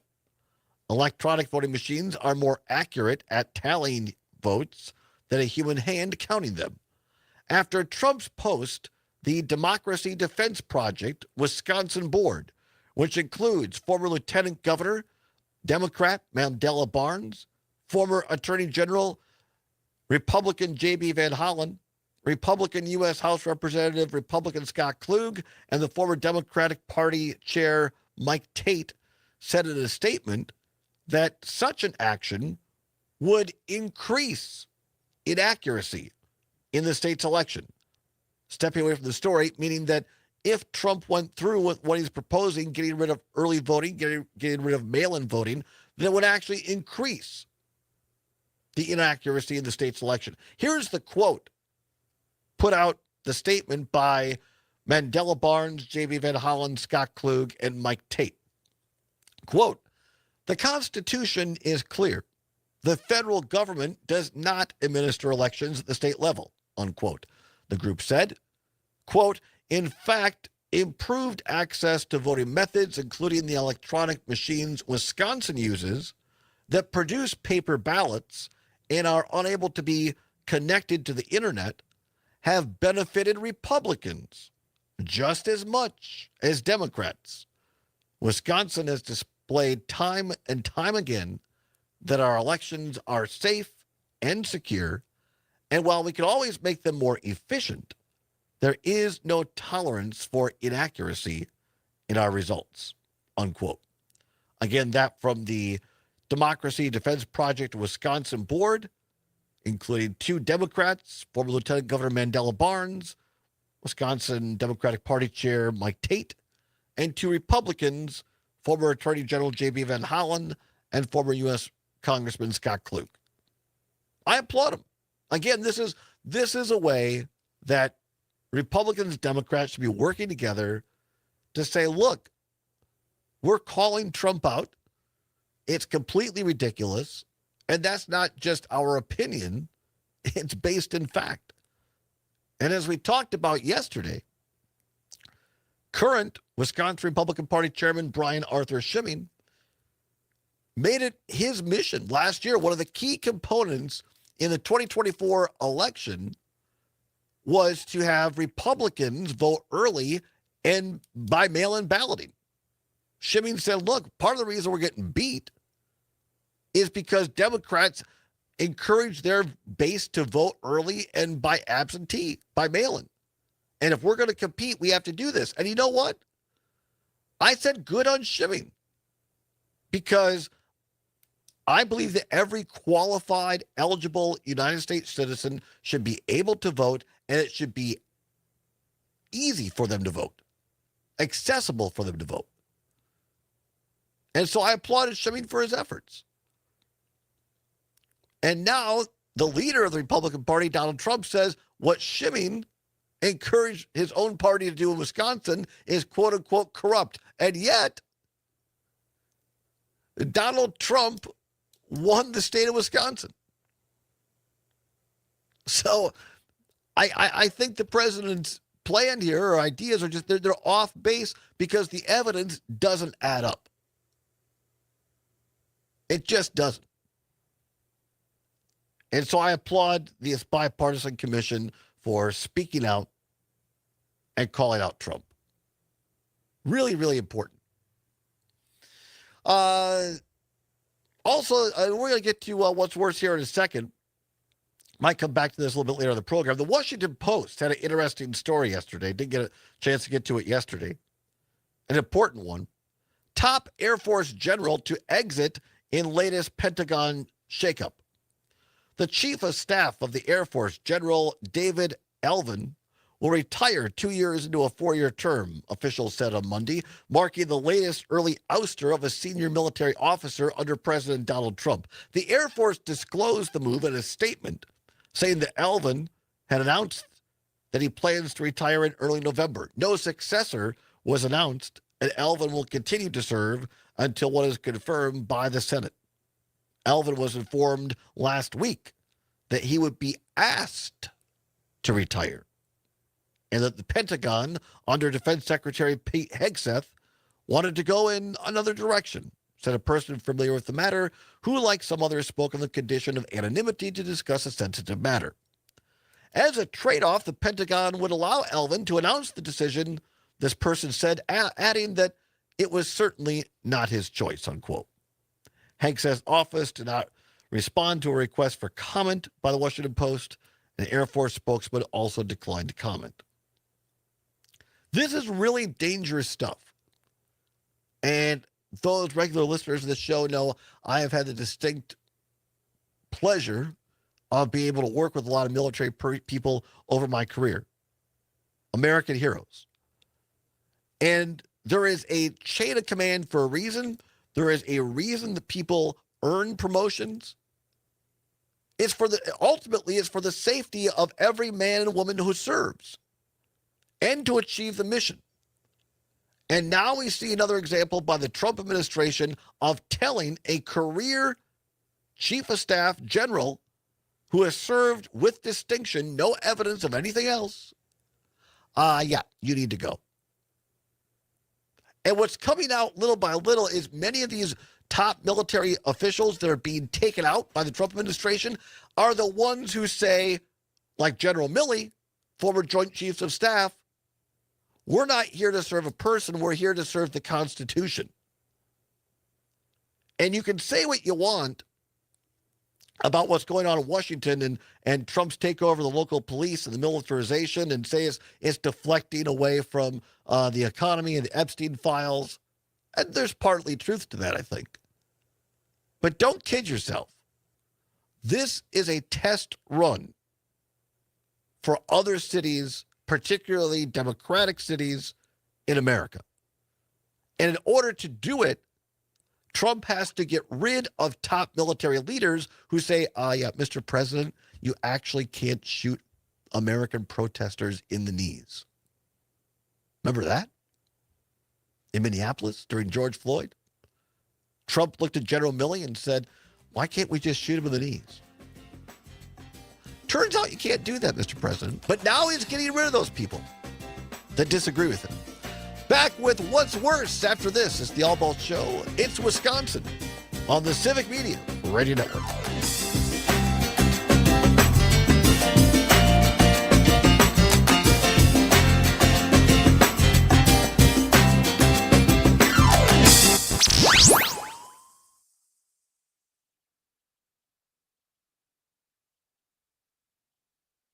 Hey, Gordy. How you doing? Oh, Arthur, great. Great to see you. What are you doing in the studio? Well, I need to talk to you about doing a commercial. Okay. Well, to get a commercial on the air here, you just go down to the sales department. It's right next to the bathroom. I don't think you understand. Oh, I understand plenty. You salespeople drink a lot of coffee. That's why the bathroom's right there. Right, but I need to have you make a commercial about commercials. Wait. A commercial about a commercial? I don't follow. I want to tell potential business owners out there how to contact me to get a commercial on WMDX. Okay, I get it. Okay, let's come up with something. Let's see. Business folks can contact you directly, right? Yeah. Okay, Yep. What's the email, huh? Okay, so it's sales@WMDXradio.com. Oh, wait, run that by me again. Sales@WMDXradio.com. So we could put all that together and get into a commercial, get on the air soon? Arthur, my friend, I think we just did. Advertise on WMDX Radio. Email Arthur, sales@WMDXradio.com. Experience northern Wisconsin this season and book your vacation at Lena's Northern Pines Resort on beautiful Butternut Lake in Butternut, Wisconsin. This quaint resort has it all. A full-service resort and restaurant, open year-round for all your seasons, from ATVing to snowmobiling, grouse hunting, deer hunting, and even ice fishing. Or just come to relax with the whole family. And there's also an event space for that perfect occasion that you might be celebrating. Butternut Lake is a 1,000-plus acre Class A musky lake, along with walleye, crappie, perch, and panfish that the kids love to catch. It's perfect for escaping the hustle and bustle of the city. Check your next adventure out today. Go to northernpines.net, www.northernpines.net. 30 seconds. Thank you.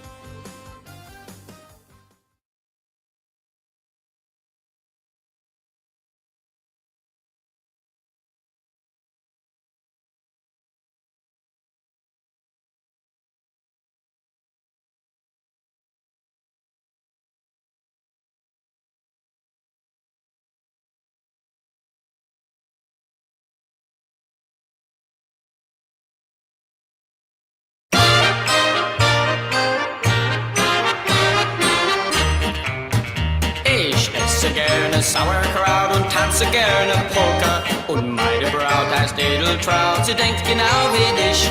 Sie kocht am besten Sauerkraut und tanzt am besten Polka. Deshalb ist auch die Edeltraut die beste Braut für mich. Die singt die Sauerkraut, Welcome back to the Todd Allbaugh Show on the Civic Media Radio Network. 22 now, past the hour of 3 o'clock. Well done, Mr. Zommers, dialing up a little German polka.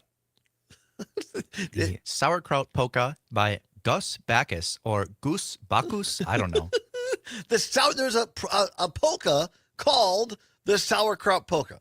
Yes, there sure is. Timely indeed. We'll get to that in a second. Right now on some of our network stations on the Brewers Radio Network, in the 7th inning, Cubs up 6-4. 6-4 Cubs in the top of the 7th. Brewers, though, have a runner on, and Yelly is up to the plate. Have our fingers crossed. All right. 23 minutes now past the hour of 3 o'clock. Time once again for What's Worse. Let's go. This or that, this or that. Then, of course, the choice is yours. You can get with this or you can get with that. Time once again for What's Worse. Nothing to give away, no prize. Money involved is your chance to have your voice heard on all 10-ish during Brewer games, 10-ish news talk sports network stations around the state. All right. As the music alluded to, many people enjoying the Brewers like we are. I'm decked out in Brewers gear today again. Brewers on the radio. A lot of people have brats. What's more Wisconsin than a brat and sauerkraut? Well, today's category, what's worse? Sauerkraut or cilantro? Sauerkraut or cilantro? Or as they say in Spanish, cilantro. Sauerkraut or cilantro. 855-752-4842. 855-752-4842. Give us a ring-a-ling on the old phone line. You could also text us on the Civic Media app. Download it today at your Apple Android device. Going to want to have it for Friday for the free Brewer Ticket Friday ticket giveaway. The only way you could enter is by the Civic Media app. Go to your favorite Apple or Android device. Go to the Civic app or to the app search bar. Type in Civic, C-I-V-I-C. It'll pop up on the screen. Takes less than a minute. It is free. It's what CBS's Gail King calls a deal. The Civic Media app. What's worse, sauerkraut or cilantro? 855-752-4842. 855-752-4842. Lots of feelings, Zommers, on both of these things. Yeah, both very strongly dividing flavors. You know, when you have fermented or pickled anything, fermented being the sauerkraut, that can be strong. And cilantro, you know, there's the whole gene that makes it taste like soap for some people. I think that sauerkraut is something I used to hate as a kid. I've kind of grown into it a little bit, but there's so many. You can get the sauerkraut that's still like almost a little bit crunchy, and there's some sauerkraut that's almost like mush, and then some sauerkraut that's really spicy, and some that isn't. There's so many variations of sauerkraut. It does vary quite a bit. Yeah. Cilantro is cilantro. Speaking of sauerkraut that can be spicy, Kurt in Waukesha texted in, neither. Cilantro is just edible soap. All I think about is my mom washing my mouth out after I swear. And sauerkraut? I'm sorry. Give me kimchi, no sauerkraut. Kimchi? I never had kimchi. You haven't? You should give it a shot. It's Korean fermented cabbage that tends to be pretty spicy. All right. Well, maybe. Maybe I'll give her a try. Thank you. Appreciate that, Kurt. What's worse, sauerkraut or cilantro? 855-752-4842. 855-752-4842. Joseph, watching on YouTube. Thank you very much, Joseph. He says, I can take or leave cilantro. Quoting my late German-Ukrainian dad, quote, sauerkraut is life, unquote. Cilantro is worse. PJ, watching on YouTube as well, saying sauerkraut is gross because my father would serve it with boiled pig's feet. Wow. I can tolerate cilantro occasionally in small amounts. Wow, so with boiled pig's feet. Isn't it fascinating, just different food traditions, what people serve or eat? And to them, it's like, well, I would never have this without that. Yeah, I know, but I've never eaten pig's feet, and it doesn't really draw me in. It doesn't entice me. Not particularly. Tyler, listening in Columbia County on WMDX, says cilantro is worse. I can eat kraut out of a can, and it makes me popular at parties because of it. Really? Is there like bar bets, Tyler? Or you're like, I could finish that can of sauerkraut raw. I get that. I mean, it's kind of, sometimes I'm this person at parties where it's just like, oh, give me that, and you just eat it. Or like, oh, Malort, sure, give me some. Oh, like, Malort you have again. things Malort. that are not necessarily the again. most appetizing. As in the words of the late, great Peter Athanas, former owner of WRCO, never again. Oh, you would have taken a whiff first. Never again. Megan, listening in Sun Prairie on What's Worse, Sauerkraut or Cilantro, says, I like cilantro to a certain point, but I've never actually had sauerkraut. Really, Megan? I'll say that it's worse since it's harder to spell. It is hard to spell. Judy in Lodi on WMDX says, I love both. Raised with my mom's homemade sauerkraut. Love it. I enjoy cilantro. It tastes good. Thank you, Judy. Appreciate that. I don't know if I've ever had truly homemade sauerkraut. I feel like that would be better. Yeah, homemade sauerkraut is really good. I don't know if anyone in my family has made it anytime recently, but I know some of my friends' families do, and I've had it at their places. It's very good. Yeah, I've probably talked about this before, but in El Salvador, my friends there, they serve pupusas, which are like a stuffed tortilla with chorizo, and it's fantastic. But they serve it's called cortido, and it's like cabbage, and you basically just put hot water and kind of parboil it, and then you put vinegar in it and let it kind of ferment, and a little bit of oregano with that, a little salt. That's a salt, maybe it's a little bit of lime. Oh, I could eat a jar of that. All right, we'll come back and finish this up. What's worse, cilantro or sauerkraut? On the other side, your calls, 855-752-4842. And Arnold Schwarzenegger, back in the news. We'll talk about him. Don't go anywhere on Civic Media. Madison. Real news and great conversation. You are 92.7 terminated. WMDX. As Wisconsin is hitting the road on your Harley. This is the Civic Media Radio Network. Has the weather I like Paul's outside your text. window been What? conducive I to like good Paul's yields? text. Well, it may be a little both too are early great. to You know, want it? but farmers are expecting a good crop. I'm Kylie Allen, and you're listening to the Midwest Farm Report. Don't touch that radio dial. I have a report at what farmers are seeing in their fields after this. Farmers and ranchers across the country trust Can-Am because of how they build, support, and stand behind their machines. Now they're backing that trust with even more. Get 24 months of coverage when you purchase select Defender and Outlander models through the Can-Am Agricultural and Business Program. That's how confident they are in the durability of their units. That's not all. You also get a rebate up to $3,500. Give your fleet the upgrade it deserves. Visit the Can-Am website to learn more about the program. Offer ends October 31st. Certain conditions apply. See dealer for details. Jacob Getz along with us. He's a certified crop specialist with Insight FS for the Madison area. He's got a look at what farmers are seeing out in their fields. So generally speaking, we've got a really good corn crop. Things are progressing well. We've got a little bit of disease showing up between some southern rust, a little bit of tar spot, northern corn leaf blight, but I think when guys manage properly, they're gonna have an outstanding crop. Timely rains have been huge. Not a lot of rain all at once. We haven't had a lot of pest issues, whether it's rootworm, Japanese beetles. Those numbers have been low in a lot of the areas that I cover.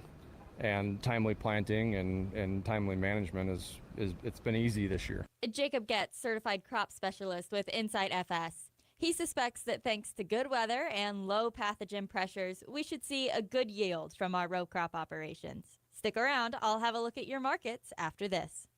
What does life on the cutting edge mean to Riley LaPinka? Making hay has changed so much now with Harv Extra Alfalfa. You don't have to be tied down to a certain cutting window.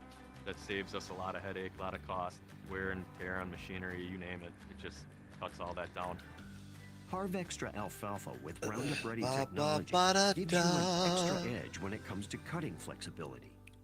Hear more of Riley's story at harvextra.com. I'm Kylie Allen for the Midwest Farm Report. Let's take a look at the closing markets. From Chicago, cash corn closed down 3.5 at $3.79.5. New crop corn closed down 3 1/4 at $4.03 1/4. Cash beans closed down 7 3/4 at $10.13, and new crop beans closed down 7 1/2 at $10.33 3/4. September wheat closed down 4 I just sent 1/4 you at a cut of $4.98 1/2. Obama that we might September use. Class 3 milk is trading up 10 at $18.86, and October Class 3 milk is trading up 2 cents at $18.26. 40-pound block cheese closed up 2 at $1.85, and AA butter closed down 1 1/4 at $2.32. For the Midwest Farm Report, I'm Kylie Allen. As Wisconsin is cheering on Bucky Badger. This is the Civic Media Radio Network. I'm meteorologist Mace Michael. Maybe a stray evening shower, otherwise mostly clear and some fog overnight. A low in the mid-60s. Turning mostly sunny by tomorrow afternoon, still a little muggy. Highs in the upper 70s to 80. And again near 80, partly sunny Thursday. Right now it's 80. The John and Gordy Show. Jeff Bezos skipped the independent testing and animal trials and went right to rubber stamping lab-grown salmon. Nothing wrong with that. They skipped real testing and just took wild type's word. They put them in molds, and then they just kind of... Molds? What? Just pour the gel into a mold, let it harden, and just throw it out Instant there salmon. as a piece of salmon. Weekday mornings 6 till 8 on 92.7 WMDX and the Civic Media app. Nightlight with Pete Schwaba. Why is cookie dough in everything now? It was fun when you were a kid and actually ate the cookie dough, but in ice Did cream you hear it's the so new weird. huh? It's like an interruption. Did you hear the new one I made from today about cold cream sausage? ice cream, and then, and here's this uncooked egg and whatever it is. There's a fudge ribbon swirl, Find it. awesome. Vanilla ice cream, great. We only have Peanut about butter 30 cups, seconds, so I great. can't Nuts, play it right awesome. now. Cookie dough, barf. Later. Nightlight with Pete Schwaba. Weeknights from 6 till 8 on your local Civic Media radio station and on the Civic Media app. Pete Schwaba. On the next Nightlight, I keep it clean with the Mary Maid cleaning service in the house. Then just a bit outside director Sean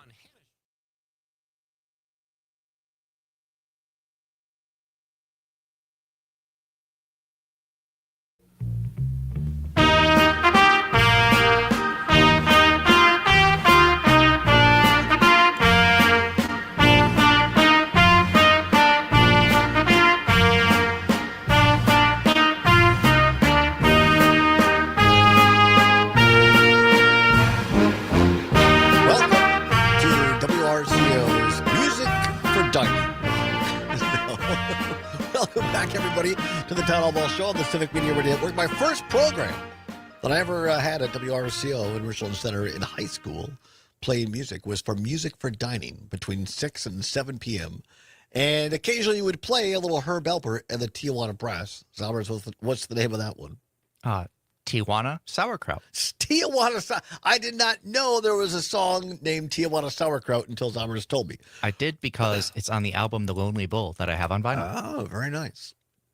Finishing up today's What's Worse, sauerkraut or cilantro. If you want to weigh in quick, 855-752-4842, 855-752-4842. You can text us on the Civic Media app and also add us on Facebook, Twitter, YouTube, all those great platforms, as they say. Paul in Spooner, great community of Spooner on WBZH, the Buzz of the North. Paul says, both are great, you whiners.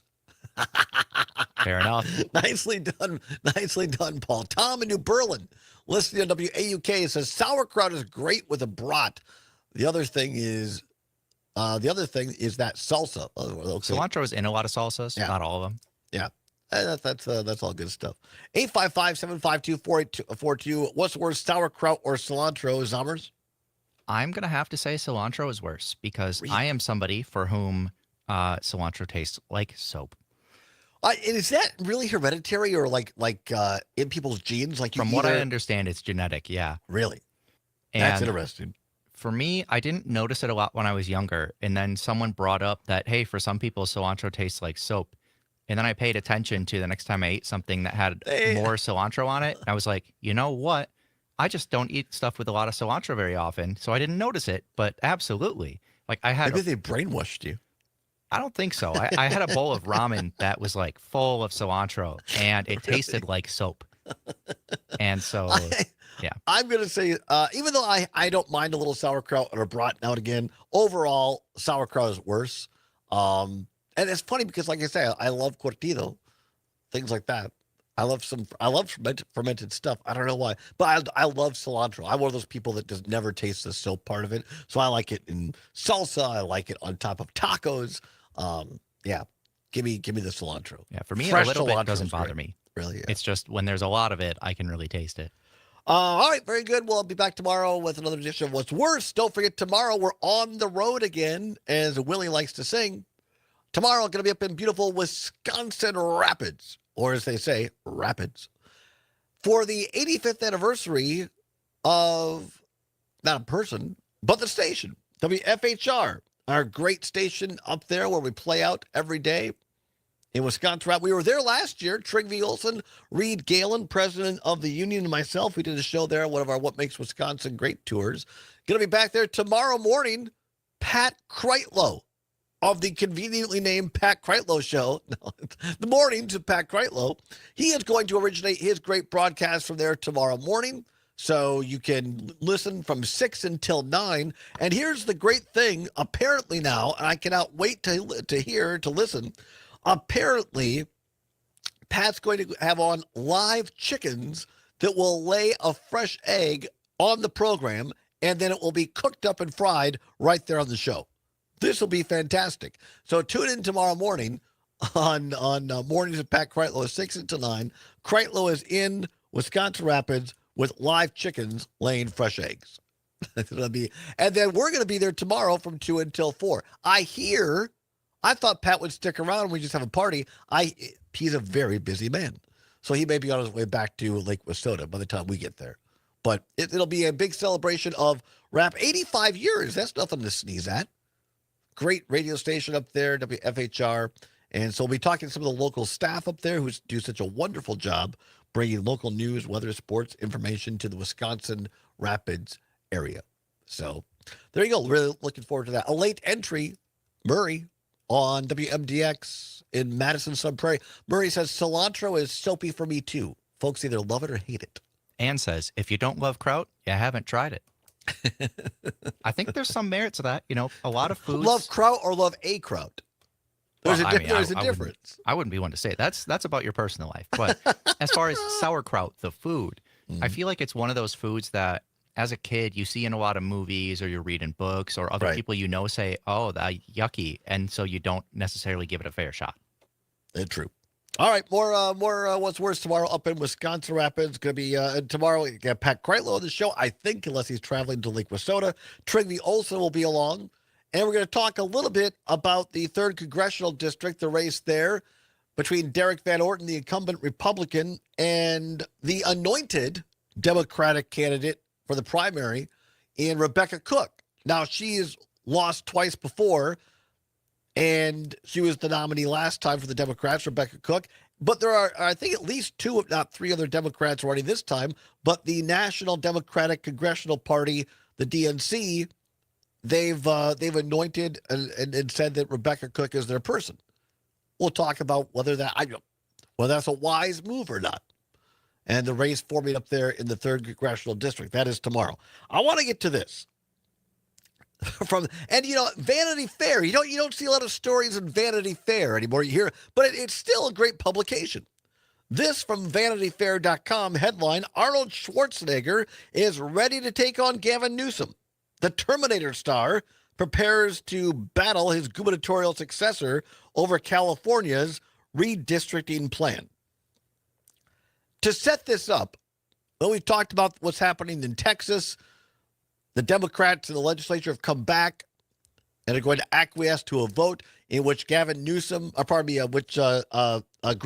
the Republican governor, is politically genuflecting to Donald Trump, who makes no shameful, unabashedly says, yeah, I told Abbott I want 5 more Republican House seats in Congress out of Texas. So they're going to redraw the lines out of the normal time period to abdicate, or not to abdicate, to placate Donald Trump and make him happy, and gerrymander Texas to give Republicans 5 more seats in Texas. And so now in California, Democratic Governor Gavin Newsom is playing hardball, and he says, fine, if you want to do that, we're going to redistrict in California, and we're going to give Democrats more seats. And look, I'm a little conflicted about this.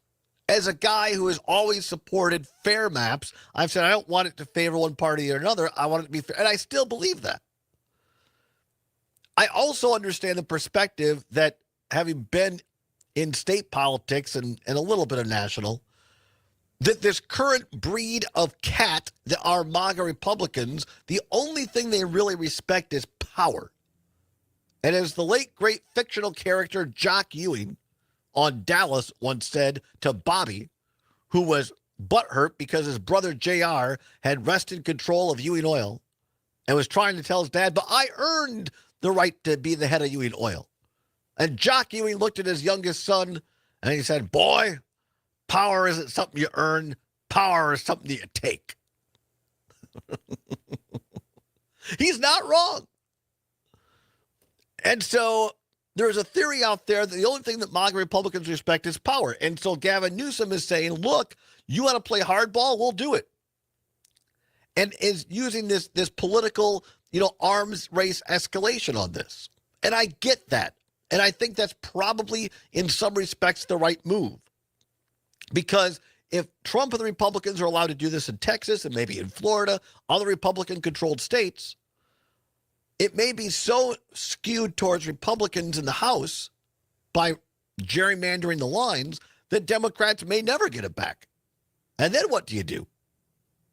At the same time, I appreciate the fact that Trigby Olson, who comes on this show, frequently has said, Todd, it's easier to prevent a war than to end one.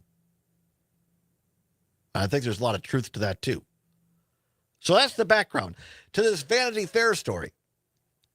In these divided times, Californians of both stripes have been comforted by how readily its most recent Republican governor, Arnold Schwarzenegger, and current Democratic governor, Gavin Newsom, have come together, especially when it comes to standing up to Republican, as if you don't know, President Donald Trump. But the Golden State Alliance ended this week after Newsom announced plans to redistrict California in response to a Trump-inspired gerrymandering scheme in Texas. For months now, Trump's team has been lobbying GOP lawmakers and governors to redraw state maps to ensure a Republican House majority in the 2026 midterm elections. In Indiana, for example, Trump asked Governor Mike Braun to call for a special legislative session to redistrict the Hoosier state, even sending Vice President J.D. Vance to implore leaders to convene. Braun, who Trump relegated to the kids' table during his star-studded inauguration, has yet to make a decision on the matter. But his counterpart in Texas, Greg Abbott, is all in on the plan with a special redistricting session planned for this week that could net the GOP 5 House seats. In response, Newsom announced his own redistricting proposal last Thursday, saying on X, Twitter, that he'll call a special election to, quote, redraw our congressional maps and defend fair representation, unquote. At a press conference on Thursday to promote the November 4th vote, Newsom explained that redrawing California's electoral map would generate 5 Democratic House seats, effectively negating any Texas gains. It's a move that the state must make, quote, in reaction to a president of the United States that called a sitting governor of the state of Texas and said, find me 5 seats, unquote, Newsom said. And it goes on from there and talks more about what's happening in California and how Trump has sent in ICE agents to Los Angeles, even though it really isn't needed. Skipping down further in the story, in Vanity Fair. That scene must have either sent chills down the spine of Newsom's fellow Californian Arnold Schwarzenegger, the Terminator star, who had Newsom's current job from November 17th of 2003 to January 3rd of 2011. Was born shortly after World War II, Schwarzenegger was, to a member of the Nazi Party, a group that under Trump has experienced a significant revival. Quote, my father was, and so many other millions of men were, sucked into a hate system through lies and deceit. And so we have seen where that leads, unquote, Schwarzenegger said in a 2023 interview. The former governor was so, and this is really important, folks. The former governor was so disgusted by Trump that he endorsed Kamala Harris for president in 2024, saying the convicted felon, meaning Trump, quote, will divide, he will insult, he will find new ways to be more un-American than he already has been, and we, the people, will get nothing but more anger, unquote. But in a somewhat cryptic Instagram post on Friday, Schwarzenegger suggested his willingness to oppose Trump only goes so far. In a photo taken at the gym, the former governor is seated at what appears to be an isolateral front lap pull-down machine, wearing a T-shirt that reads, I'll clean it up for radio, F the politicians, terminate gerrymandering. I'll come back. Give me my take. We'll take your phone calls as well. 855-752-4842. 855-752-4842. Is the Terminator right or wrong on gerrymandering? We'll discuss it on the Todd Allbaugh Show on the Civic Media Radio Network.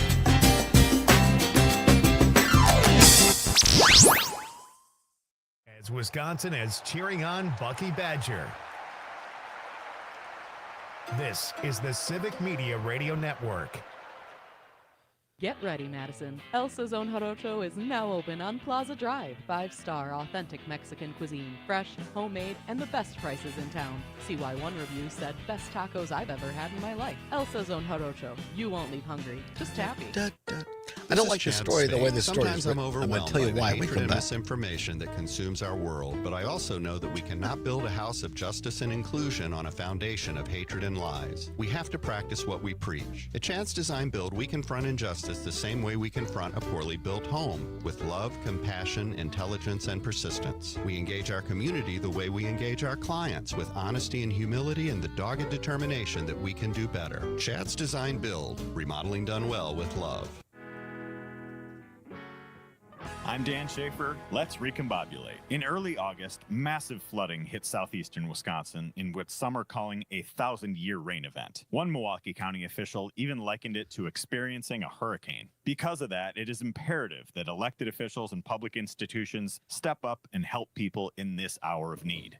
We've seen a tremendous amount of support from first responders all over the region, and we should all be grateful for their dedicated work. Beyond taking care of these immediate needs, we need to be making sure our infrastructure in the region is built to withstand greater amounts of rainfall coming due to climate change. Many of the wettest years in Milwaukee's history have occurred over the last decade, but reports have indicated that Milwaukee's Green Seams program, implemented after floods in 1997, helped mitigate some of the damage from recent flooding. We need more programs like that if we're going to build for a safer, more resilient future. Find all of Dan's work at the Recombobulation area. The Dane County Humane Society offers programs for humans of all ages. Oh, wow. For kids, there's Camp Paw Print, Scout Workshops, After Dark, and the new Camp Wild Side. They also offer field trips, birthday parties, service days, and their new Paws and Pages reading program. They're both on Learn more the at topic. giveshelter.org/education.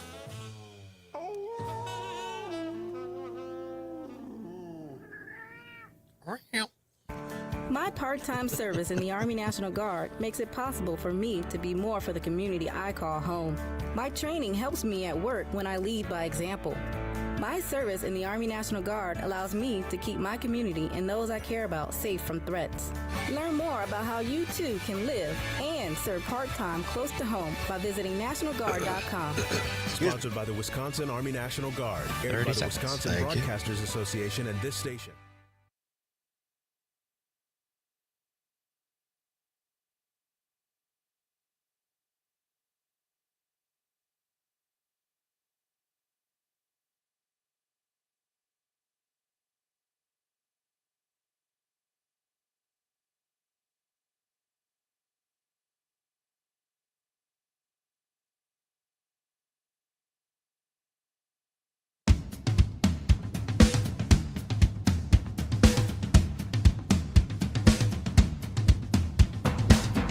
Welcome back to the Todd Allbaugh Show on the Civic Media Radio Network. It is 8 minutes now before the hour of 4 o'clock. At the top of the hour, ABC or CBS News, depending upon which of our great stations you're listening to. Check of weather. Mike Clemens in with a great sports report. Can tell you it's the top of the ninth. The Brewers have one on, and it's 6-4 Cubs. Now they've got two on. So one out, two on. Tying runners at first base.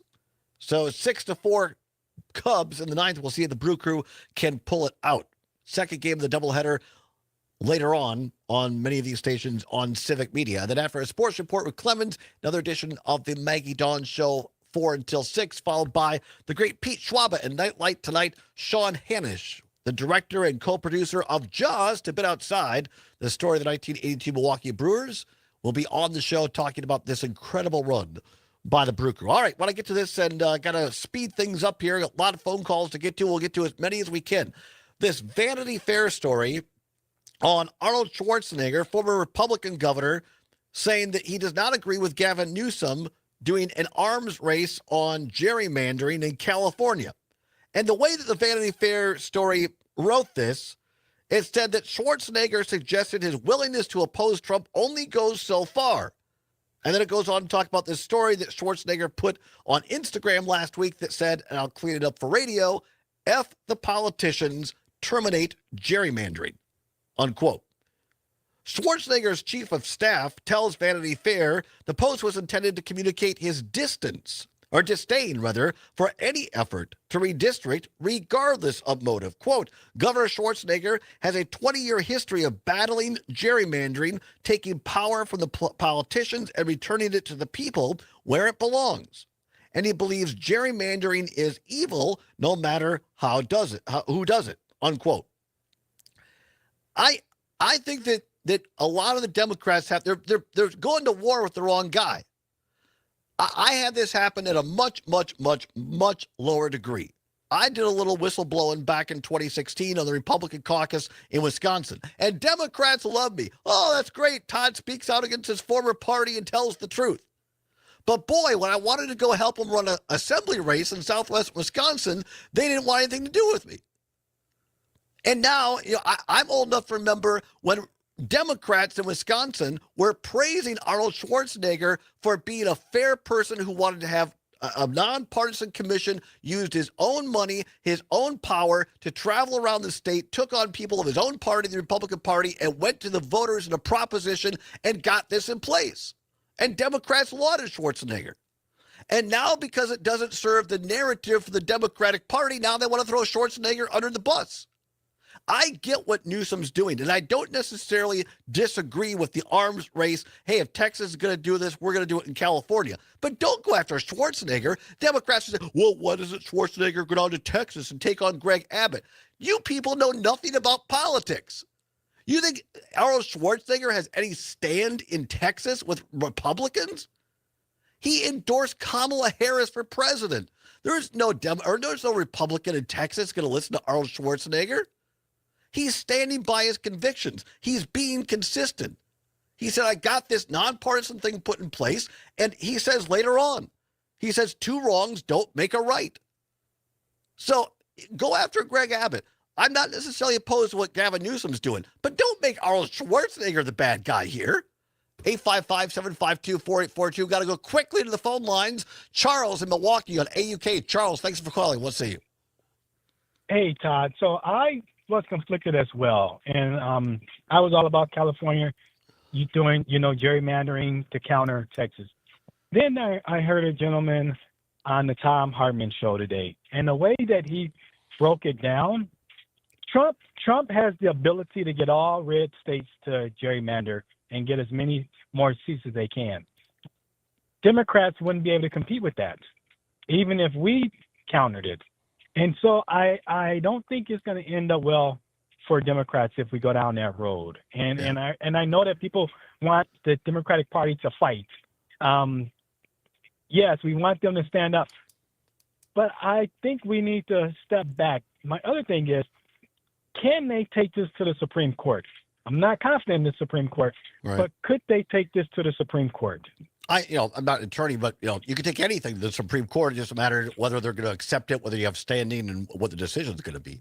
So, well, that's for people smarter like Maggie Dawn to discuss. But yeah, I appreciate the call, Charles. The perspective, as always, pretty much agree with Charles' perspective there. Quickly to Wisco Paul. Wisco, always a pleasure. If you can make it brief, sir, go ahead. Good afternoon. I'm okay with Gavin Newsom with what he's doing. He's putting it before the voters. Texas is not putting it before the voters. They're just doing it, and they're not done doing it. So, and it's a one and done. He's done with it in 2030. Go back the old way. So, and I don't hate Arnold. I actually like to do great movies, by the way. Right. Anyway, I'm down with Gavin. Have a great day. Hey, thank you, Wisco. Always appreciate it. Yeah, pretty much sure Wisco's that as well. I'm not criticizing Newsom for using power to stand up to power. I'm fine with that. But what I don't get is the left now going after Schwarzenegger after they praised him years ago when he used his power to stop gerrymandering in California. Mark, listening on Facebook, watching this, says terminate Schwarzenegger's citizenship and deport his rear end back to Austria since he doesn't get that Trump's shredding the Constitution. Mark, I always appreciate your take. I just think that your anger is focused at the wrong person. Because Schwarzenegger is being consistent. Isn't that what we ask of our politicians? To be consistent. And he used his own money, his own fame, to travel around California and take on the Republican Party to end gerrymandering in California. And Democrats did much better that way. So I applaud Schwarzenegger. He's standing by his convictions. And that means something to me as a politician these days. Great show. Appreciate Zombers. Appreciate the phone calls. We'll be live in Wisconsin Rapids, WFHR tomorrow. Tune into Kreitlow from 6 until 9, and we'll pick up the torch from 2 until 4. Maggie Dawn is next. Whatever you're fighting for, whatever you believe in, do not give up. Keep banging your drum. We'll see you tomorrow from Rapids. Bye-bye. Banging on your drum, and they will hear you.